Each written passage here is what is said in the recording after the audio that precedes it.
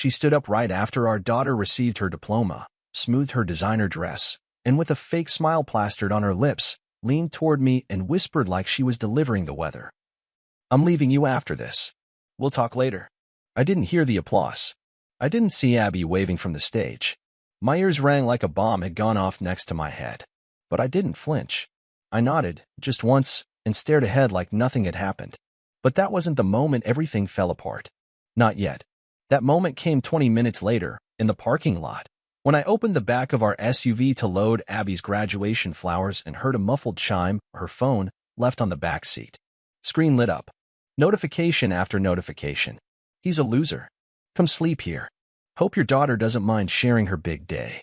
Her lover didn't even have the decency to write in code. I picked up the phone. The lock screen was off. Rookie mistake. I tapped into the messages and stared at weeks, maybe months, of unfiltered betrayal. His name? Blake. His profile photo? Shirtless in a club bathroom mirror. Real class act. Photos. Voice notes. Even a stupid little video clip of them giggling while in my garage, mocking the fact I was out picking up our dog from the vet. Her laugh. That smug, nasal, high-pitched cackle I once thought was cute. Now it just sounded like the squeal of a snake. I closed the trunk. Walked back toward her slowly, like my legs were moving underwater. She was standing next to our daughter, still smiling for pictures with relatives. Acting like a supportive mother. Acting like a wife who hadn't just torched 20 years of my loyalty in a parking lot. "Hey, Rachel," I called out casually. She turned, radiant as ever. "Yeah, babe." I held up her phone. "You left this in the car." That smile cracked. She didn't reach for it. Our daughter turned toward us. "Everything okay?" Rachel's eyes darted between me and the phone. "Yeah, just your dad's confused. I told him something personal and now he's—" "Tell her now," I said. My voice wasn't loud, but it carried. "Tell Abby exactly what you just told me inside. Be a brave little hero." People around us slowed down. Heads turned. Phones lowered. Rachel's lips parted, but no sound came out. "Tell her how you plan to leave me after her graduation," I added, still holding the phone out. "Tell her who Blake is. Or should I?" That did it. She snatched the phone from my hand like a wild animal and screamed. A raw, guttural scream. "How dare you make a scene here? No, how dare you pick this day, this moment, to throw your grenade?" I said. Rachel spun toward Abby. "Don't listen to him. He's twisting everything. I never said I'd leave him. Not like that. He's manipulating you. He's always trying to turn you against me." I laughed, bitter. "I didn't write those messages, Rachel." Neither did Abby. That's when her mask finally fell. She dropped the innocent act. Right there, in front of the family, the classmates, the teachers. "You were always boring," she snapped. "Predictable. You gave me security, not excitement. You're a pathetic shell of a man. You should be thanking me for sticking around this long." My daughter gasped. My hands shook, but not from rage. From clarity. I saw her now. Truly. Not the Rachel I married, but this bitter, entitled version she'd evolved into. All grace peeled away. And then I smiled. Because in that moment, I knew something she didn't. I hadn't told her yet that I recorded our entire conversation in the car, including her little graduation day confession. And I hadn't told her yet that Blake wasn't coming tonight. Because Blake was already at the police station. I had sent the messages to a private investigator 3 weeks ago, long before graduation. Call it instinct or just years of feeling something wasn't right. Rachel's sudden work retreats, her locked phone, the weird perfume that wasn't hers. I played dumb, but I watched. Quietly. Closely. Blake was easy to find. He worked part-time at a gym, of course he did, and had a side hustle in something less legal. My guy followed him for 4 days and gathered enough evidence to fill a binder. Drugs. Money laundering. And my wife, tangled right in the middle of it. I handed it all to a cop I knew from back when I did volunteer security work at our church. They took it seriously. Blake had a warrant by Thursday. He was arrested early Saturday morning. I knew Rachel hadn't found out yet. Her phone had been off most of the morning. She had no clue she was screaming at me about humiliating her in public, while her lover was sitting handcuffed in a holding cell with 3 charges against him and a smug look wiped off his face. Abby was crying now. People were trying to comfort her. I turned to shield her, led her to the car, and whispered, "We're going home. This isn't your burden." Rachel tried to follow, yelling something about how I was kidnapping our daughter. I looked back once. "You made today about you. That's on you." She didn't follow. Maybe because she knew deep down that her entire kingdom had just started to collapse. At home, I sat Abby down in the living room and gave her a simple, age-appropriate version of the truth. She was 18. She could handle more than I wanted to admit, but I didn't show her the phone. Not yet. I just told her there were things she didn't deserve to get caught in the middle of. She nodded. She was trembling, but composed. I walked to the garage, shut the door behind me, and screamed into the silence until my throat went raw. I punched the workbench. Once. Twice. I didn't break anything. Just skin. How do you process 20 years of love turning out to be a con? How do you look back on every vacation, every birthday, and not wonder, was that all fake too? I remembered our first apartment. Eating ramen on the floor. Laughing about not having furniture. She used to look at me like I was her whole world. When did that stop? Or was it always conditional? It was around 11 p.m. when Rachel started blowing up my phone.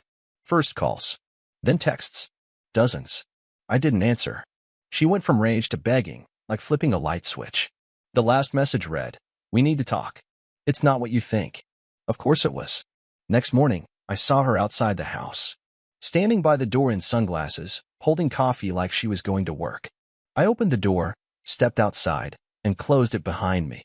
"You didn't even check on Abby," I said. "Your daughter." I figured she needed space," she said, voice low. "She's always taken your side anyway. That's because I'm the only one who didn't lie to her." She huffed, tried to play the victim again. "Look, I made a mistake, okay? People make mistakes.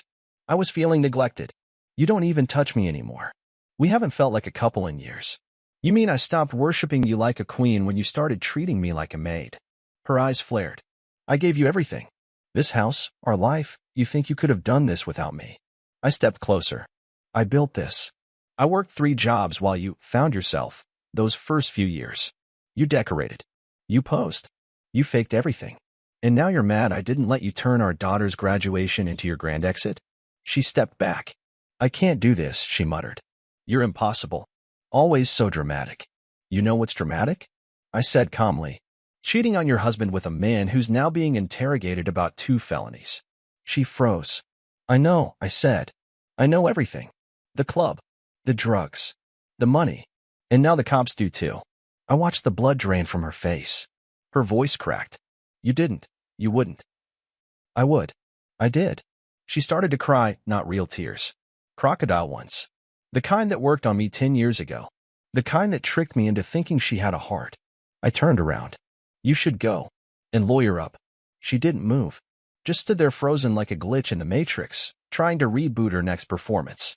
I didn't give her the satisfaction of another glance. I walked back into the house and locked the door behind me.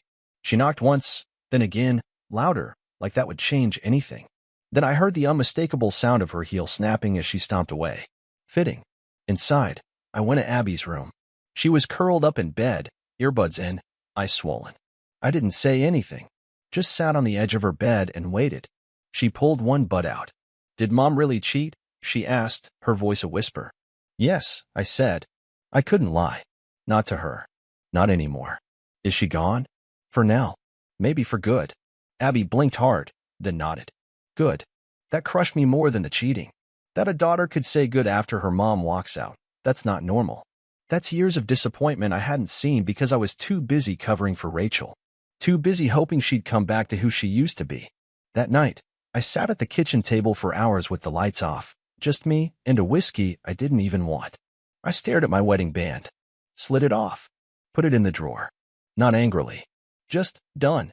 Like hanging up a jersey you know you're never wearing again. And the following days, Rachel tried everything. She showed up crying, screaming, begging. Once she even brought cupcakes like this was some school dispute we could patch over with dessert. She called my friends, my brother, even my boss. All the same line. "He's being irrational. He's tearing our family apart." I sent a cease and desist through my lawyer. Then came the twist I didn't expect. Rachel filed for custody. Of Abby. Full custody. Claimed I was manipulative and unfit because I exposed her mistakes in a public setting. It was pure madness.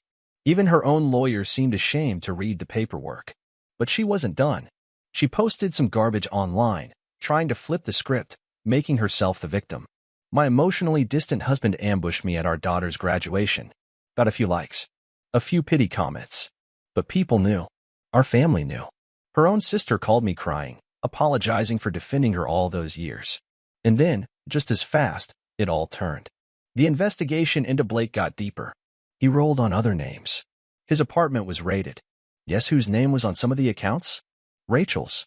She wasn't just cheating. She was laundering his cash through one of the design companies she'd opened for fun. Turns out it wasn't just a hobby. It was cover. She was arrested one rainy Thursday morning. I got the call from the detective while I was making eggs. Your wife's in custody. You were right. I didn't feel vindicated. Just hollow. I looked at Abby, sitting at the table scrolling through her phone, and said, "You hungry?" She nodded. "Starving." We ate in silence. The kind of silence that feels heavy but healing. I realized something then. Everything Rachel had tried to control, our daughter, our story, the narrative, was unraveling in front of her. And I wasn't angry anymore. Just grateful.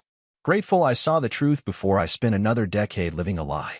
I never thought I'd say it, but Rachel walking out might have been the best gift she ever gave me. A gift she didn't mean to give, but one I accepted without a bow. The court date came faster than I expected. Rachel showed up in a beige suit, hair pulled tight, makeup heavy, like she was trying to look like someone who had her life together. But the cracks showed. Her eyes twitched every time someone mentioned Blake's name. Every time a document was presented that had her signature, her involvement, her betrayal printed in black and white. She didn't look at me once. Abby refused to be in the same room. She submitted a written statement through our lawyer. It was 3 pages long, typed. The last sentence still rings in my head.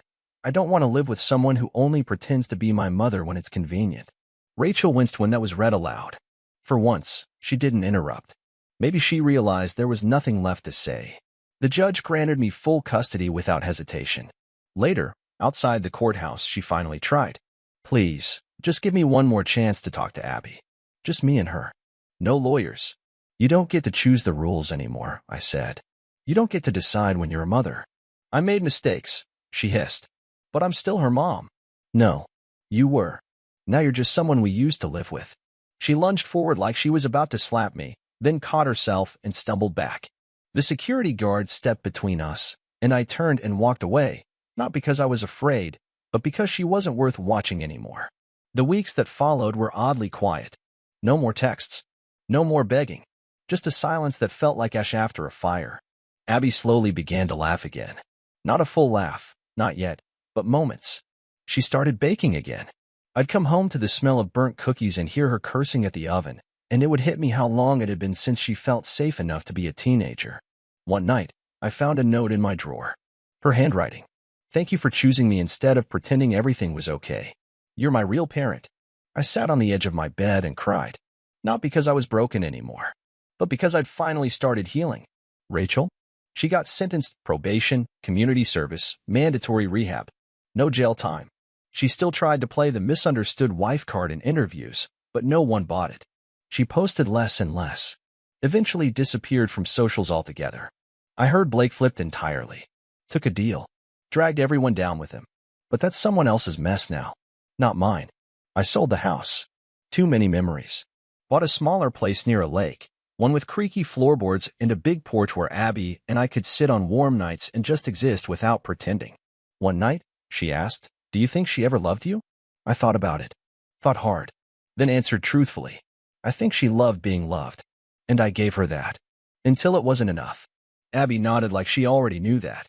I think she did. It's funny. You spend years thinking the worst thing that can happen is your partner betraying you. But it's not. The worst thing is staying after they do. Letting the rot stay in the walls and pretending the house is still worth living in. I left. I chose truth. I chose dignity. And I'd choose it again. Every single time. A few months passed. The dust had finally settled, but the echoes of what Rachel did still lingered in small, sharp ways.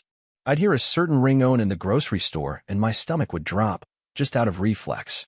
I'd drive by the restaurant where I once caught her texting Blake from under the table, smiling at me like everything was normal, and feel my hands tighten on the wheel. Trauma doesn't knock before it visits, it just slides in through the back door. But the thing is, I was getting stronger. Not louder. Not angrier. Just firmer in who I was now. Not the man begging for scraps of attention. Not the fool sitting across from a liar, thinking love would fix things. I was different, and I liked who I was becoming. Abby started college in the fall. Stayed local by choice. Said she didn't want to be far. Not yet. We drove to campus together on her first day, and she was quiet the whole ride. Just as we pulled up, she turned to me and said, "Thanks for not using her mistake as an excuse to fall apart." I smiled. Didn't need an excuse. Already fell apart. Just decided to get back up. She hugged me, hard, then ran inside before I could see her tear up. That night, I came home to an empty house and didn't feel lonely. Just peaceful. I poured a drink, walked out to the porch, and sat under the stars in the same chair where Rachel once told me she felt trapped by routine. That routine, the one I built, was what kept us alive. But she wanted chaos. And she got it. The doorbell rang. It was late, almost midnight. I opened the door, and there she was. Rachel. No makeup. What hair? A duffel bag in one hand, and a look I hadn't seen in years. Not anger. Not arrogance. Defeat. "Don't slam the door," she whispered. "Just hear me out." I stepped outside. Closed the door behind me. Didn't say a word. She rubbed her hands together. "I've lost everything.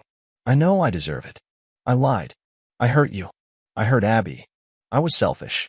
And I know I don't get to ask this, but I have nowhere to go. I just want to talk. That's it." I looked at her. Really looked. The same woman who mocked me in front of our daughter. The same woman who risked our home, our family, for a thrill she couldn't even hold on to. Her nails were chipped. Her voice trembled. This wasn't the actress I'd lived with for years. It was just a woman now. A woman who burned everything and stood in the ashes, hoping someone else would hand her a broom. I sighed. "You can sit on the porch, but you're not coming inside." She nodded quickly. "Okay. I get it. That's fair." We sat for a minute in silence. The air was thick. "I miss her," she said suddenly. "Abby, I know I have no right to, but I do." "You miss the version of her that forgave too fast," I said. "The version you could manipulate. That version's gone." She blinked, tears coming. "Is there any part of you that still cares about me?" I leaned back in the chair and stared at the sky. Took my time answering.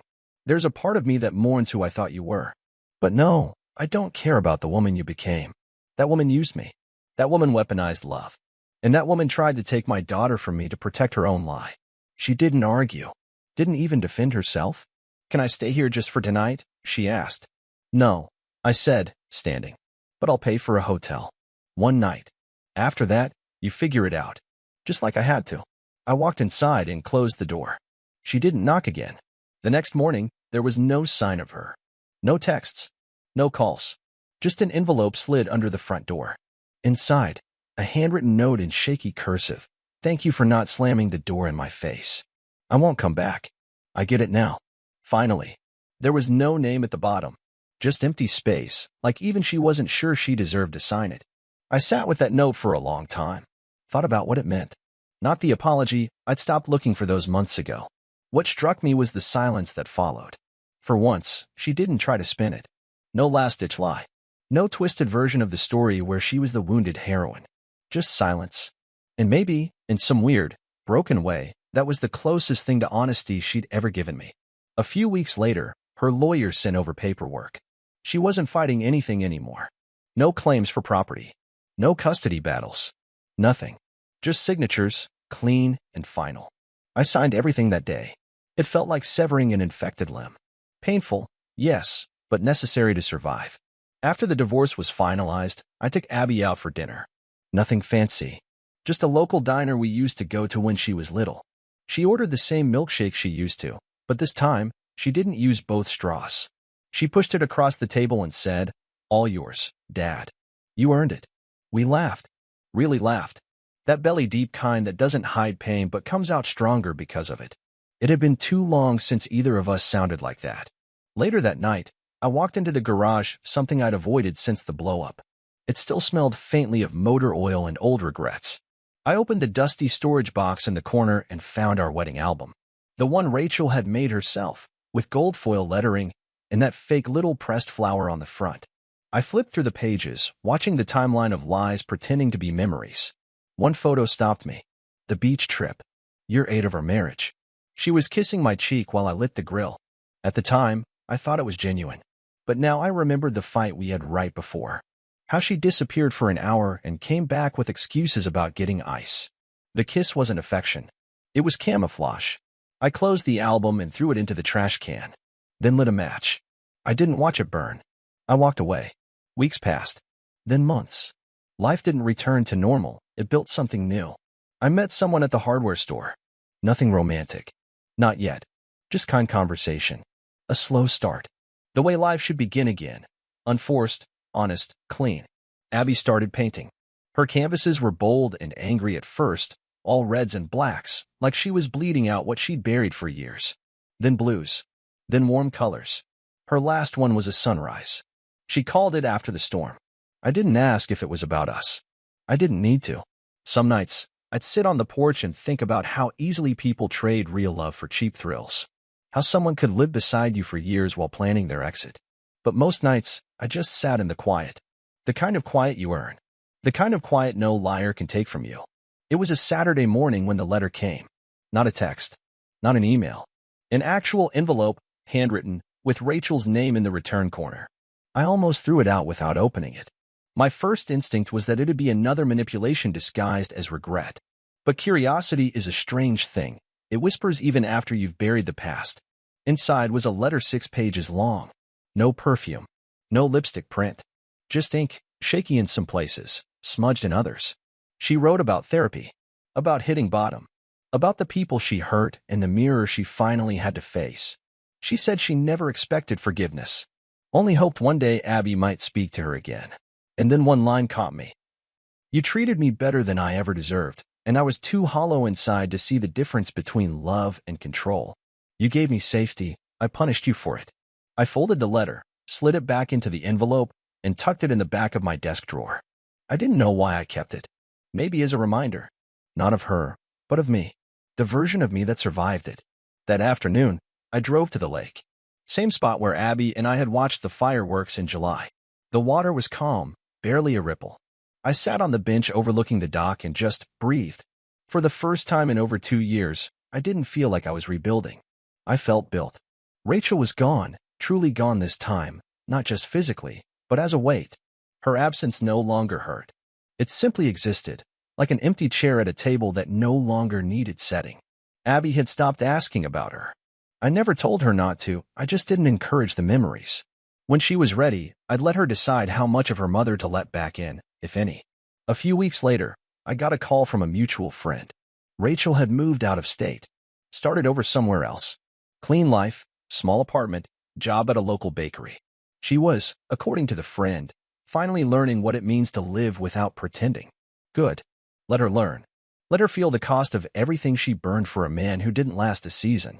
One evening, as I was locking up the house, Abby came to me holding an old photo album, the kind I thought I'd thrown away. Should we keep any of these? She asked. I flipped through. Smiles. Vacations. The staged kind of happiness. I paused on one of Abby in my arms, barely 5 years old, messy ice cream all over her face. Rachel was in the corner, half cut off, looking away. I pulled the photo out, tore the edge where Rachel's shoulders showed, and handed it back. This one stays. Abby smirked. Brutal. Just honest, I said. And that was the thing. That was the gift, if you could call it that. Rachel had taught me the value of truth, not the pretty kind, not the gentle kind, but the kind you fight for. The kind that stays when the lies fall away. I'm not bitter anymore. I'm aware. And I live like a man who refuses to be blind again.